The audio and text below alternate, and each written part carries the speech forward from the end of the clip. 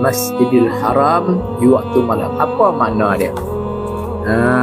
Jadi makna dia ni, pertama sekali kita kena hidupkan malam-malam tu dengan beribadah kepada Allah. Sebab kalau kita siapa yang biasa pergi ke Masjidil Haram, dia akan perhati Masjidil Haram ni tak pernah sunyi daripada orang. Masa mana Pak Ustaz tak pernah jumpa, walaupun satu saat tak ada orang dekat Masjidil Haram ataupun sekitar Masjidil Haram ataupun di dataran Masjidil Haram, tak pernah. Pilih masa mana apa orang sentiasa penuh menunaikan ibadah. Ada yang buat umrah, ada yang tawaf, ada yang sa'i kan.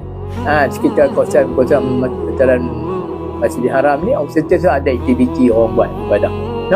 Nampak tak? Itu makna dia. Mari kita yang duduk di mana pun kita kena hidupkan Masjidil Haram, hidupkan Kaabah dalam diri kita. Maknanya kita tetap hidup Kaabah tu perlu diziarahi 24 jam, bukan kita